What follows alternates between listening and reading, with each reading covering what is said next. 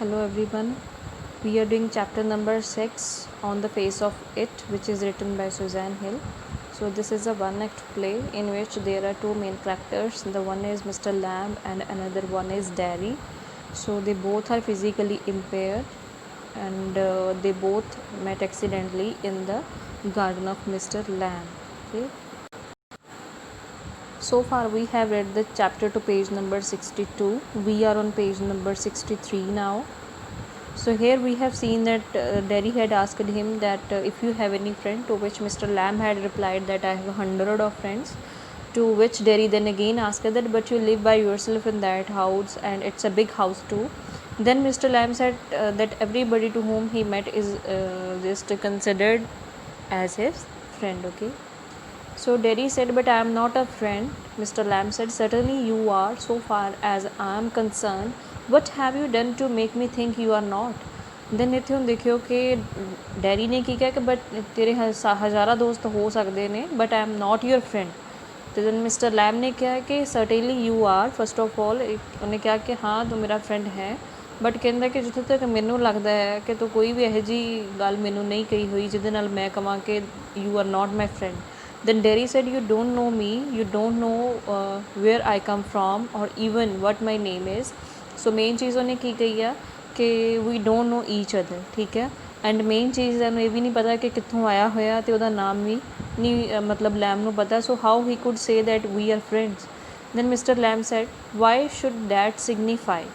ਮਤਲਬ ਇਹ ਚੀਜ਼ਾਂ ਕੀ ਸਿਗਨੀਫਾਈ ਕਰਦੀਆਂ ਨੇ, ਮਤਲਬ ਇਹ ਚੀਜ਼ਾਂ ਮੈਟਰ ਹੀ ਨਹੀਂ ਕਰਦੀਆਂ ਕਿ ਨਾਮ ਦਾ ਪਤਾ ਹੋਣਾ ਚਾਹੀਦਾ ਹੈ ਜਾਂ ਇਹ ਪਤਾ ਹੋਣਾ ਚਾਹੀਦਾ ਕਿ ਕੋਈ ਕਿੱਥੋਂ ਆਇਆ ਹੋਇਆ. So these things doesn't matter, these things are useless. So do I have to write all your particulars down and put them in a filing box before you can be a friend.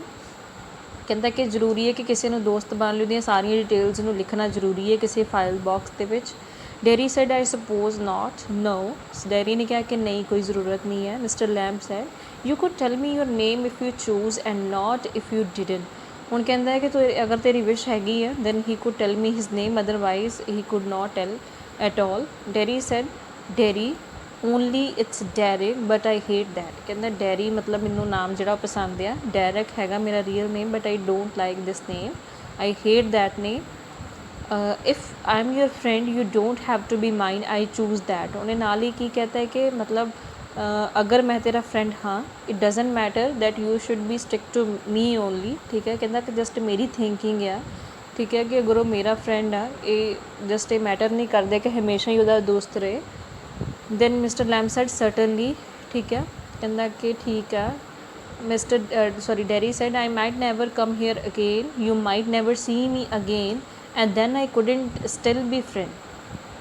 I couldn't still be friend. ਕਹਿੰਦਾ ਕਿ ਮਤਲਬ ਹੋ ਸਕਦਾ ਕਿ ਮੈਂ ਇਸ place ਨੂੰ ਕਦੇ ਵਿਜ਼ਿਟ ਨਾ ਕਰਾਂ, ਆਪਾਂ ਕਦੇ ਵੀ ਨਾ ਮਿਲੀਏ. ਠੀਕ ਹੈ. And then I couldn't still be a friend. ਫਿਰ ਕਹਿੰਦਾ ਆਪਾਂ ਕਦੇ ਵੀ ਦੋਸਤ ਨਹੀਂ ਰਹਾਂਗੇ. Mister lamb said, why not? Derry said, how could I? You pass people in street and you might even speak to them but you never see them again. It doesn't mean they are friend. ਹੁਣ dairy ਨੇ ਕੀ ਕਿਹਾ ਕਿ ਹਮੇਸ਼ਾ ਜਦੋਂ ਆਪਾਂ ਪਹਿਲਾਂ ਪੜ੍ਹਿਆ ਸੀਗਾ ਕਿ ਲੈਮ ਨੇ ਕਿਹਾ ਸੀਗਾ ਟੂ ਕਿ ਹਮੇਸ਼ਾ ਹੀ ਕਿਸੇ ਵੀ ਇਨਸਾਨ ਨੂੰ ਮਿਲਦਾ ਸੀਗਾ he just considered that person as his friend. ਤਾਂ ਹੀ ਉਹਨੇ ਕਿਹਾ ਸੀਗਾ ਕਿ ਹੀ ਹੈਜ਼ 100 ਆਫ ਫਰੈਂਡਸ. ਠੀਕ ਹੈ ਜੀ. ਬਟ ਇੱਥੇ ਫਿਰ ਇੱਕ ਟਰਨਿੰਗ ਪੁਆਇੰਟ ਹੈ ਇੱਕ ਡੈਰੀ ਦੇ ਜਿਹੜੇ ਕਹਿ ਸਕਦੇ ਹੋ ਕਿ ਉਹਦੀਆਂ ਜੋ ਥਿੰਕਿੰਗ ਹੈ ਉਹਦੇ 'ਚ ਆਇਆ ਆ. ਹੀ ਸੈਡ ਦੈਟ ਕਿ ਮੈਂ ਕਿਵੇਂ ਦੋਸਤ ਹੋ ਸਕਦਾ ਹਾਂ. You pass people in the street and you might even speak to them. ਕਹਿੰਦਾ ਹਜ਼ਾਰਾਂ ਹੀ ਲੋਕ ਜਿਹੜੇ ਨੇ ਸਾਡੇ ਕੋਲੋਂ ਗੁਜ਼ਰਦੇ ਨੇ ਸਟਰੀਟ ਦੇ ਵਿੱਚੋਂ. ਠੀਕ ਹੈ. ਐਂਡ ਕਦੇ ਹੀ ਆ ਕਿ ਆਪਾਂ ਉਹਨਾਂ ਨਾਲ ਗੱਲ ਕਰੀਏ but you never C them again. ਇੱਕ ਵਾਰੀ ਆਪਾਂ ਕਿਸੇ ਤੋਂ ਪਾਸ ਹੋ ਜਾਈਏ ਪਾਸ ਆਊਟ ਠੀਕ ਹੈ ਨਜ਼ਦੀਕ ਤੋਂ ਐਂਡ ਇਹ ਸ਼ਿਓਰਿਟੀ ਹੈ ਕਿ ਆਪਾਂ ਉਸ ਇਨਸਾਨ ਨੂੰ ਦੁਬਾਰਾ ਕਦੇ ਨਹੀਂ ਦੇਖਦੇ and it doesn't mean there friend. ਠੀਕ ਹੈ. ਐਂਡ ਇਹਦਾ ਆਪਾਂ ਇਹ ਮਤਲਬ ਨਹੀਂ ਲੈ ਸਕਦੇ ਕਿ ਉਹ ਹਮੇਸ਼ਾ ਲਈ ਦੋਸਤ ਨੇ. then Mr. Lamb said, doesn't mean they are enemies either, does it? ਕਹਿੰਦਾ ਕਿ ਅਗਰ ਉਹ ਦੋਸਤ ਨਹੀਂ ਇਹਦਾ ਮਤਲਬ ਇਹ ਨਹੀਂ ਹੈ ਕਿ ਉਹ enemies ਨੇ. ਠੀਕ ਹੈ. Derry said, no they are just nothing people, that's all. ਕਹਿੰਦਾ ਕਿ ਨਾ ਉਹ enemies ਨੇ ਨਾ ਉਹ friends ਨੇ, they are nothing, ਉਹ ਕੁਛ ਵੀ ਨਹੀਂ ਹੈ.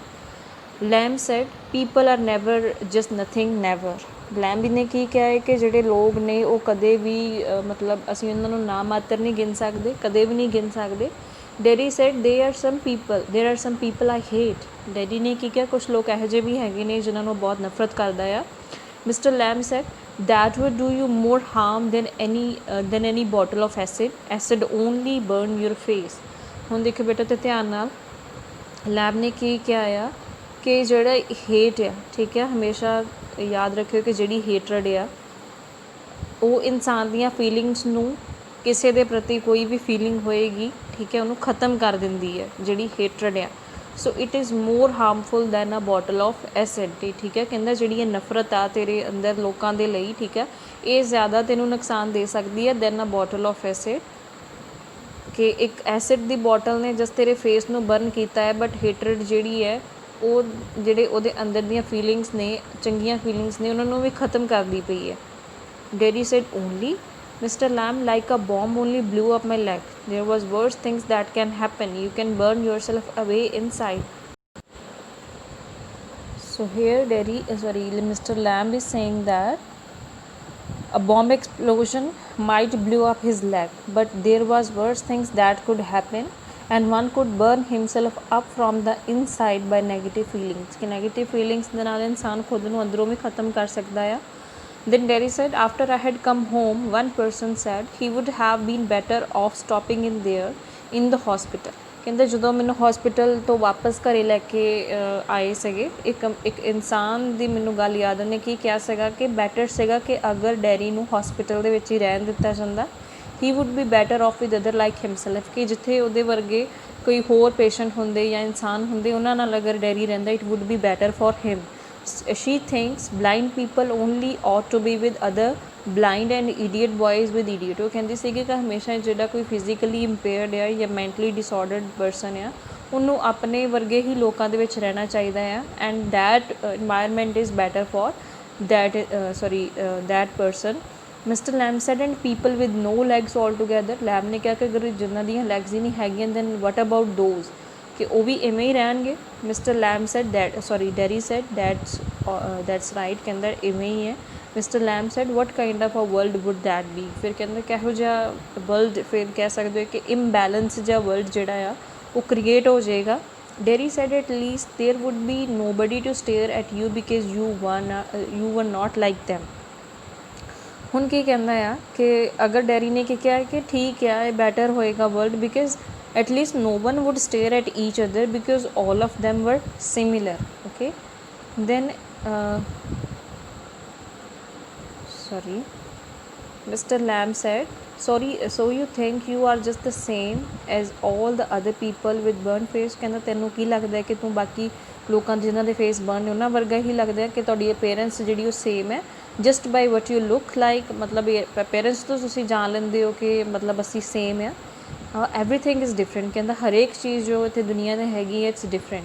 everything's the same but everything is different। ਕਹਿੰਦਾ ਹਰੇਕ ਚੀਜ਼ ਸੇਮ ਹੋ ਸਕਦੀ ਹੈ, but there is a difference always. ਕਿ ਹਰੇਕ ਚੀਜ਼ ਆਊਟਵਰਡਲੀ ਹਰੇਕ ਚੀਜ਼ ਸੇਮ ਦੇਖ ਸਕਦੀ ਹੈ, ਬਟ ਇਨਵਰਡਲੀ ਹਰ ਇੱਕ ਚੀਜ਼ ਦੇ ਵਿੱਚ ਕੋਈ ਨਾ ਕੋਈ ਜਿਹੜਾ ਡਿਫਰੈਂਸ ਹੈ ਉਹ ਜ਼ਰੂਰ ਹੁੰਦਾ ਆ।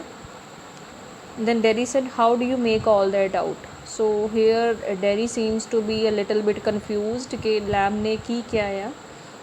Mr. Lamb said watching, listening and thinking। बेटा इत्थे देखियो तीन चीज़ां दे बारे च गल कीती गई है, listening, speaking,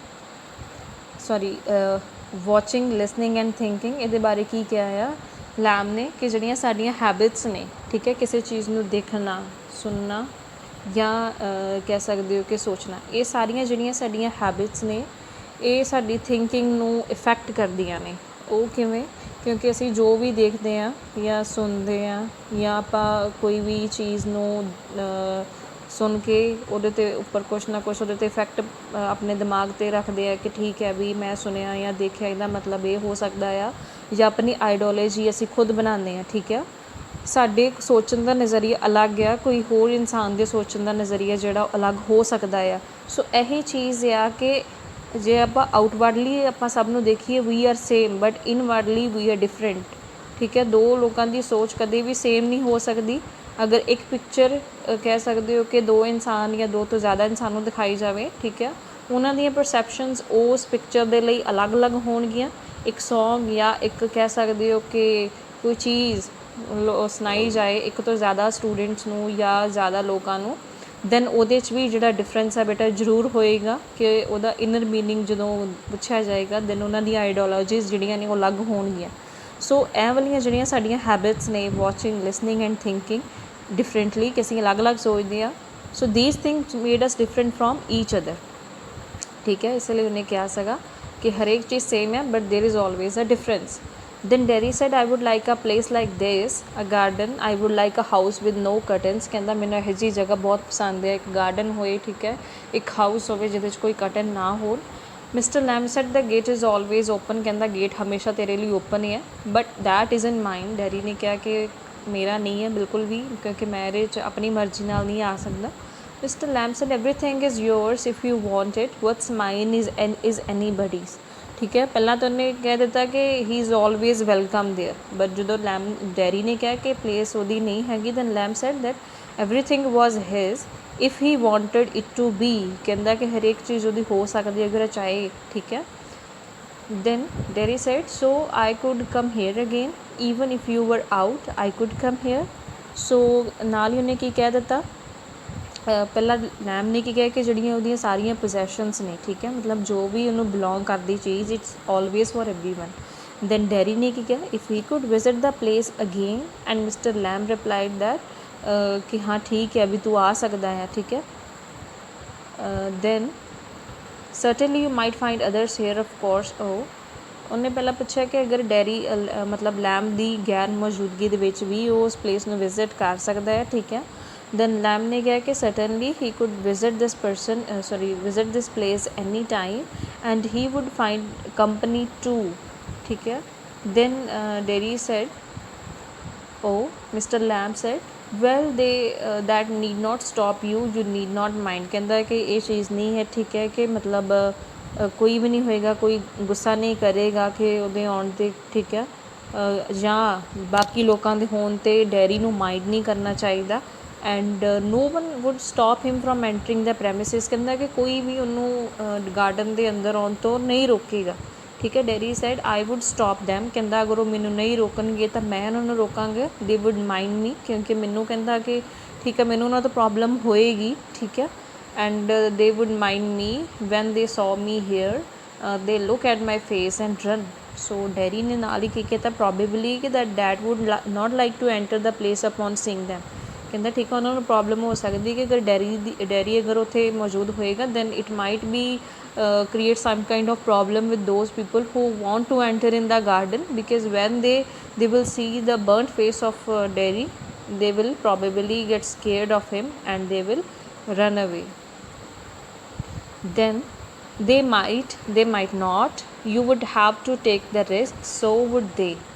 ਸੋ ਮਿਸਟਰ ਲੈਮ ਨੇ ਫਿਰ ਉਹਨੂੰ ਸਮਝਾਉਣ ਦੀ ਕੋਸ਼ਿਸ਼ ਕੀਤੀ ਆ that they might or might not run away and that he had to take a chance that. ਕਹਿੰਦਾ ਉਹ ਜਾ ਵੀ ਸਕਦੇ ਕਿ ਨਹੀਂ ਵੀ ਜਾ ਸਕਦੇ, ਸੋ ਜੋ ਰਿਸਕ ਆ ਉਹਨੇ ਖੁਦ ਨੇ 'ਤੇ ਹੀ ਲੈਣਾ ਆ। Derry said no you might have me and lose all your other friends because nobody want to stay near me if they can help it। ਸੋ ਨਾਲ ਹੀ ਲੈਮ ਡੈਰੀ ਕੀ ਕਹਿੰਦਾ ਪਿਆ ਆ ਕਿ ਲੈਮ ਨੂੰ ਕਿ ਹੀ had to choose out of him and other people, ਠੀਕ ਹੈ। ਕਹਿੰਦਾ ਕਿ ਉਹਨੂੰ ਚੂਜ਼ ਕਰਨਾ ਪੈਣਾ ਆ, ਜਾਂ ਤਾਂ ਉਹ ਡੈਡੀ ਨੂੰ ਚੂਜ਼ ਕਰੇ ਜਾਂ ਬਾਕੀ ਲੋਕਾਂ ਨੂੰ ਚੂਜ਼ ਕਰੇ ਜੋ ਐਜ਼ ਅ ਵਿਜ਼ਟਰ ਉੱਥੇ ਵਿਜ਼ਿਟ ਕਰਦੇ ਨੇ, because no one like to remain near him, ਠੀਕ ਹੈ। everybody was afraid of him, so that was the reason dairy ਕਹਿੰਦਾ ਕਿ ਅਗਰ ਮੈਂ ਇੱਥੇ ਰਿਹਾ ਗਾਰਡਨ ਦੇ ਵਿੱਚ then nobody would ever visit this garden, so you have to choose between Derry and other